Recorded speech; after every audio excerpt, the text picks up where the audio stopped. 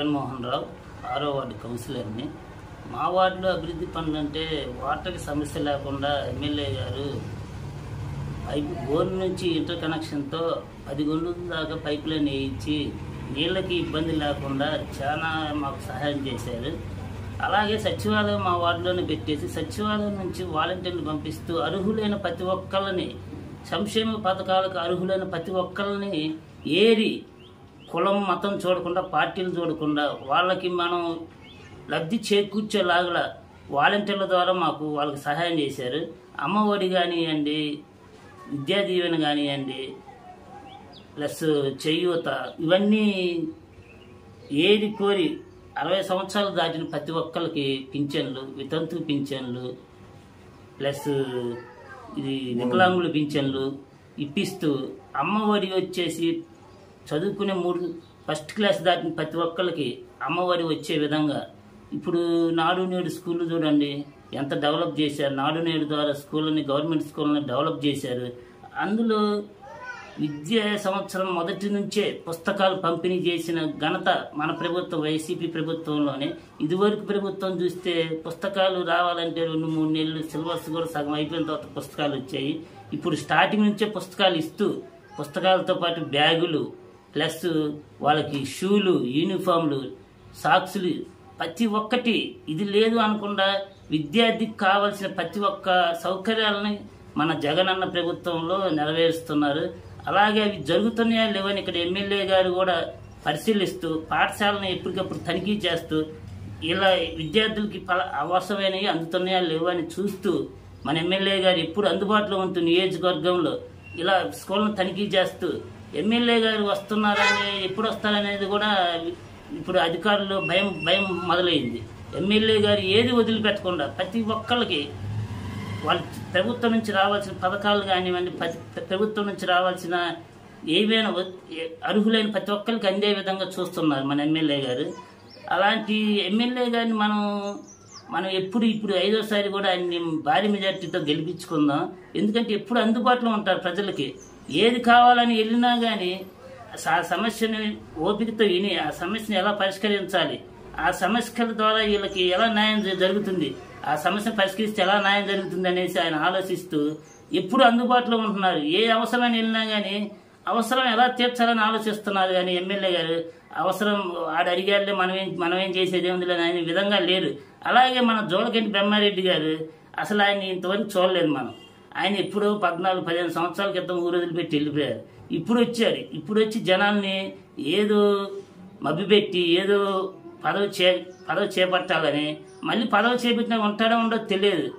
జనాలకి అందుబాటులో ఉండే నాయకుడు కావాలా, చుట్టం చూపులా వచ్చి వెళ్ళే నాయకుడు కావాలనేది జనాలు ఇప్పుడు తిక్కలో లేం కాదు, అందరూ చాలా తెలివిగా ప్రవర్తిస్తున్నారు. ప్రతి రాజకీయం అనేది ప్రతి ఒక్కరికి తెలుస్తుంది. కానీ మనమే ఆలోచించాలి, మనకు అందుబాటులో ఉండే నాయకుడు ఎవరు, మనకు అందుబాటులో లేని నాయకుడు ఎవరు అనేది మనం ఆలోచించాలి. కరోనా టైం ఇది చాలా మహమ్మారిగా కరోనా వచ్చింది. ఆ కరోనా టైంలో చాలా మంది చాలా సఫర్ అయిపోయారు. ఆ టైంలో మన ఎమ్మెల్యే గారు అండగా నిలిచి వాళ్ళకి కూరగాయలు కానీ, నిత్యావసర సరుకులు కానీ, వాళ్ళకి కావాల్సిన మెడిసిన్స్ కానీ వాలంటీర్లను, ఏఎన్ఎంలను పంపించి ఎవరికి ఏమైనా హెల్త్ ప్రాబ్లమ్స్ వస్తే వాళ్ళని టెస్టులు పంపించేసి అక్కడి నుంచి వాళ్ళని బస్సుల ద్వారా ఐసోలేషన్ సెంటర్కి పంపించేసి అక్కడ వాళ్ళకి మెరుగైన వైద్యం అందించి అక్కడ మంచి ఫుడ్ పెట్టి పౌష్టికాహారాన్ని అక్కడ అందించారు. ఆక్సిజన్స్ కానీ ఏదైనా సరే జనాలకు అసలుకి ఇబ్బంది కలగకుండా. కరోనా అనేది అసలు చాలా వెనక్కబడిపోయాము. ఆ టైంలో కూడా మన ఎమ్మెల్యే గారు కానీ జగన్మోహన్ రెడ్డి గారు కానీ ఎంత చేశారంటే అది రాకపోతే మన దేశం మన రాష్ట్రం ఇంకా ఒక అడుగు ముందుకు పోయేది. కరోనా వల్ల మనం చాలా వెనకబడిపోయాం. రేట్లు పెరిగాయి అంటున్నారు. కరోనా వల్లనే వెనకబడిపోవటం వల్ల రేట్లు పెరిగాయి, కొద్దిగా పెరిగాయి, మళ్ళీ ఎమ్మటే డౌన్ చేశారు. మనకు ఆర్థిక వ్యవస్థ అనేది అక్కడే మనకు దెబ్బతింది కరోనా వల్లనే. కరోనా నుంచి కోలుకోవడానికి మనకి చాలా టైం పట్టింది. కరోనా టైంలో ఇప్పుడున్న బ్రహ్మారెడ్డి ఎక్కడికి పోయాడండి? జనాలకి ఏమైనా చిన్న సాయమైనా చేశారా? చేయలేదు. చంద్రబాబు నాయుడు వచ్చేసేమో ఎక్కడ కరోనా అంటుకుంటుందనేసి హైదరాబాద్లో ఆయన ఇంట్లో తలుపులు వేసుకొని కూర్చున్నారు. మన బ్రహ్మారెడ్డి గారు అసలు గుర్తే ఇక్కడ జనాలు మన మాచల్ నియోజకవర్గంలో జనాలు ఇబ్బంది పడుతున్నారు, కరోనా వల్ల చాలా సఫర్ అవుతున్నారని ఒక్కరోజైనా వచ్చి చూసారా? చూడలేదు. ఇప్పుడు ఎందుకని ఈ వల్లమాలిన ప్రేమలు ఒలకబోస్తూ ఇప్పుడు ఏదో చెబుతున్నారు, మేము వస్తే అధికారంలోకి వస్తే అది చేస్తాం ఇది చేస్తాం, ఎవరిని మర్చిపోము, పార్టీని నమ్ముకున్న వాళ్ళని ప్రతి ఒక్కరిని గుర్తుపెట్టుకుంటాం. ఈ గుర్తుపెట్టుకుని ఏం చేస్తారండి? వాళ్ళని ఇలాంటి ఫ్యాక్షనిజానికి పురిగొడుపుతూ ఇప్పుడు ప్రశాంతంగా ఉన్న మార్చెల్లని మనం చూస్తున్నాం. మార్చెల్ 14 సంవత్సరాల క్రితం ఎలా ఉంది, ఇప్పుడు ఎలా ఉంది? ఇప్పుడు మన సస్యశ్యామలంగా పంటలు పండుతున్నాయి, ఎవరి పనులు వాళ్ళు చేసుకుంటున్నారు, అసలు ప్రశాంతంగా ఉంటున్నారు. జనాలకి ఊళ్ళల్లో పల్లెటూళ్ళలో సంక్షేమ పథకాలు అర్హులని ప్రతి ఒక్కరికి అందుతున్నాయి. ఏ పార్టీ చూడకుండా చాలా ముందుకు తీసుకెళ్తున్నాం. మన ఎమ్మెల్యే రామకృష్ణారెడ్డి గారు, చిన్నాయన గారు ఎంత జనాల్ని ఎంత ప్రేమగా ఆదరిస్తున్నారో చూస్తున్నాము. ఇప్పుడు బ్రహ్మారెడ్డి గారు వచ్చిన కానీ చూడండి, మనం మార్చెల్లో చిన్న చిన్న గొడవలతో మొదలై పెద్ద పెద్ద గొడవల దాకా వస్తున్నాయి. ఫ్యాక్షనిజాన్ని ఇంకా అతన్ని ఎంకరేజ్ చేస్తున్నారు. ఎలక్షన్ టైంలో ఇంకెంత భయంకరంగా ఉంటుందని జనాల బాగా భయ ఆందోళనలో ఉన్నారు. జనాల్ని ఏదైనా మంచి చేయాలి కానీ జనాల్ని ఇలా ఉసిగొలిపి గొడవలకి దించడం అనేది ఆయన బ్రహ్మారెడ్డి గారికి వెన్నుతో పెట్టిన విద్య. మన రామకృష్ణారెడ్డి గారు ప్రశాంతంగా ఉండాలి, మన మార్చెల్ నియోజకవర్గం జనాలు ఇబ్బంది లేకుండా పనులు చేసుకుంటూ పంటలు పండించుకుంటూ అందరూ సంతోషంగా ఉండాలని మన రామకృష్ణారెడ్డి గారు కోరుకుంటున్నారు, మన ఎమ్మెల్యే గారు.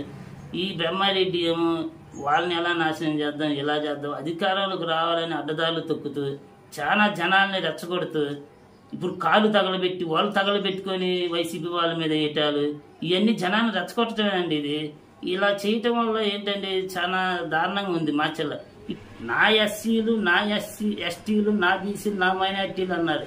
ఎస్సీలని అగ్రస్థానాల్లో కూర్చోబెట్టిన ఘనత అక్కడ మన సీఎం జగన్మోహన్ రెడ్డి గారిది, ఇక్కడ మన ఎమ్మెల్యే స్థానిక ఎమ్మెల్యే పిన్నెల్లి రామకృష్ణారెడ్డి గారిది, వాళ్ళ సోదరుడు వెంకటరామరెడ్డి గారికి చెందుతుంది.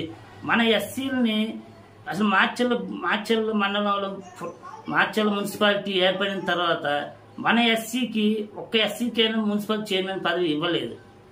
మన మార్చెల్లో ఫస్ట్గా ఇచ్చింది మన ఎమ్మెల్యే రామకృష్ణారెడ్డి గారు, వెంకటరామరెడ్డి గారు. వాళ్ళు మాట ఇచ్చారు, చిన్న యేసఫ్ గారిని మున్సిపల్ చైర్మన్గా చేస్తామని. ఆ మాట ప్రకారం నిలబెట్టుకున్నారు. మన ఎస్సీలకి అగ్రస్థానంలో కూర్చోబెట్టారు. 6 కౌన్సిలర్లు ఇచ్చారు మనకి. అక్కడేమో జగన్మోహన్ రెడ్డి గారు ఒక ఎంపీని చేశారు, ఒక హోమ్ మినిస్టర్ని చేశారు. ఆ ఘనత మనకి ఎస్సీల్లో కల్పించింది ఎవరయ్యా అంటే అక్కడ జగన్మోహన్ రెడ్డి గారు, ఇక్కడ రామకృష్ణారెడ్డి గారు. ఎంత మంచి చేస్తున్న వాళ్ళని కాదని మనం బ్రహ్మారెడ్డి గారికి ఎలా ఓటేస్తామండి? ఎస్సీలుగా పుట్టాలని ఎవరైనా కోరుకుంటారంటే ఎస్సీలుగా పుట్టిన వాళ్ళు ఏం చేయాలి? వాళ్ళకి ఏది కల్పించకపోవటం ఆయనకు ఇష్టం లేదు. ఎస్సీలుగా పుట్టాలని కోరుకున్నా అంటే ఎస్సీలు అంటేనే ఇష్టం లేదు. ఏదో ఇప్పుడు ఒకళ్ళమారి ప్రేమను కురిపిస్తూ ఓట్ల కోసం ఎస్సీలని కలవేస్తున్నారు. ఇప్పుడు ఫస్ట్ ఎస్సీని గుర్తించిన వ్యక్తి మన సీఎం జగన్మోహన్ రెడ్డి గారు, ఇక్కడ స్థానిక ఎమ్మెల్యే పిన్నెల్లి రామకృష్ణారెడ్డి గారు, వెంకటరామరెడ్డి గారు గుర్తించారు, మనకు మేలు చేశారు. ఎస్సీలని అగ్రస్థానంలో కూర్చోబెట్టిన వ్యక్తులు ఎవరయ్యా అంటే ఇక్కడ మన పిన్నెల్లి రామకృష్ణారెడ్డి గారు, వెంకటరామరెడ్డి గారు. అక్కడ రాష్ట్రంలోనేమో సీఎం జగన్మోహన్ రెడ్డి గారు. మనకు అంత అగ్రతాంబూలం ఇచ్చిన వ్యక్తులు వీళ్ళు. ఎస్సీలుగా పుట్టాలని కోరుకుంటారా అంటున్నారు. ఇప్పుడు లోకేష్ గారిని చూద్దాము.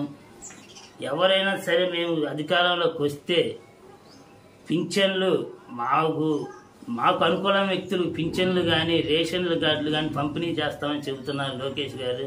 అంటే మనం ఇప్పుడు దాకా మన పార్టీ వాళ్ళ ఏ కులం వాళ్ళు మన పార్టీయా కాదా అని కులాలకు అతీతంగా పార్టీలకు అతీతంగా మనం సంక్షేమ పథకాలను పంచాము. వాళ్ళు ఏమంటున్నారు? మన వాళ్ళకే ముందు ఫిల్టర్ చేసి మరి మన కౌన్సిలర్లతోనే వాళ్ళకి మన పార్టీ వాళ్ళ కాదా అని మన పార్టీ వాళ్ళకి పింఛన్ ఇప్పిస్తాము, ఏదో పార్టీ వాళ్ళకి ఇప్పించాం. మన పార్టీ వాళ్ళకి రేషన్ కార్డు ఇప్పిస్తాం, ఏదో పార్టీ వాళ్ళకి ఇప్పించాం అని చెబుతున్నారు. పబ్లిక్గా చెబుతున్నారు. మనం వెంటనే మనం టీవీలలో చూస్తున్నాము, సోషల్ మీడియాలో వస్తున్న వార్తలు చూస్తున్నాము. ఇలా చూస్తున్నప్పుడు మనకి కొంచెం ఎడ్యుకేట్ కావాలి. వాళ్ళు మంచి చేస్తారా చేయరని మనకి ఇప్పుడే ఒక అవగాహన వచ్చింది. దాన్ని మనం ఆలోచించి రేపు ఓటు అనేది మన ఆయుధం. ఆ ఆయుధాన్ని ఎలా సద్వినియోగం చేసుకోవాలి, ఎవరికి ఓటు వేయాలనేది మనం గుర్తుపెట్టుకొని మనకు సంక్షేమ పథకాలు మనకు మంచి చేస్తున్న వ్యక్తులకి మనం గెలిపించుకోవాలి. మనం పట్టించుకునే వ్యక్తులకి మనం ఓటు వేసి ఓటుని వృధా చేసుకోవటం చాలా తప్పది. ఆలోచించండి. ఈసారి ఓటు వైసీపీ ప్రభుత్వానికి వేసి అక్కడ సీఎం జగన్మోహన్ రెడ్డి గారిని, ఇక్కడ ఎమ్మెల్యే పిన్నెల్లి రామకృష్ణారెడ్డి గారిని అఖండ భారీ మెజార్టీతో 75-175 కొట్టాల్సిందే సీట్లు. దాంట్లో ఏ డౌట్ లేదు. మనం ఓపికగా ఉండి ఆలోచించి ఓటు మనకు మంచి జరిగే వ్యక్తులకు ఓటు వేసి అఖండ మెజార్టీతో గెలిపించుకోవాలని ఈ విధంగా నేను తెలియజేస్తాను.